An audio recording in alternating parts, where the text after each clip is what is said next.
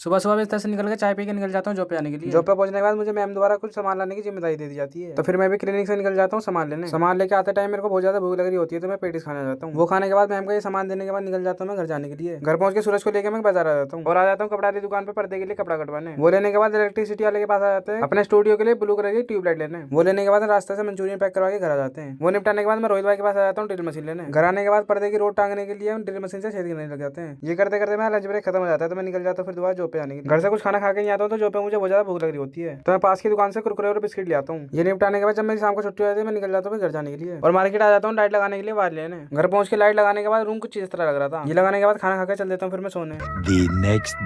सुबह सुबह सूरज को बुला के मैं आ जाता हूँ और पानी लेने। पानी घर पे छोड़ने के बाद मैं नहा धो के निकल जाता हूँ जॉब पे आने के लिए। जॉब पे पहुंच के सारे काम निपटाने के बाद थोड़ी देर बाद मेरी लंच ब्रेक का टाइम हो जाता है, फिर निकल जाता हूँ घर जाने के लिए। और कल जो मैं मार्केट से कपड़ा कटवा के लाया था पर्दे के लिए, वो सिलने बैठ जाता हूँ। सिलाई होने के बाद मैं घर में पोछा लगाना शुरू कर देता हूँ और पर्दे लगाने के बाद हमारे रूम का काम कंप्लीट हो जाता है। अगर आप भी ये जानना चाहते हैं कि मेरे इस कमरे को बनाने में मेरे को कितने पैसे लगे और मैंने इस कमरे में क्या क्या किया है, ये सब जानने के लिए इस वीडियो पे ज्यादा से ज्यादा लाइक और कमेंट कर देना। मैं इसके लिए एक अलग से वीडियो जरूर डाल दूंगा। सारा काम निपटाने के बाद मैं रोड पे आ जाता हूँ जहाँ मुझे दिनेश मिल जाता है। और हाँ, जिसका बर्थडे होता है, इसका बर्थडे बनाने के लिए हम पार्टी का सामान लेने बाजार आ जाते हैं, जहाँ हमारी डेयरी के बच्चे रैली निकाल होते हैं क्योंकि इनका आज फेयरवेल होता है। वो देखने के बाद हम मार्केट से सामान लेके आ जाते हैं घर पे पार्टी करने। दिनेश के दोस्त की गाड़ी लेने के लिए हम सुबह निकल जाते हैं। फिर रास्ते से आइसक्रीम खाने के बाद गाड़ी लेके निकल जाते हैं घर जाने के लिए और रास्ते से केक लेके पार्क में आ जाते हैं बर्थडे सेलिब्रेट करने। बर्थडे सेलिब्रेट करने के बाद सब लोग अपने अपने घर चले जाते हैं और मैं भी घर पहुंच के चल देता हूँ सोने।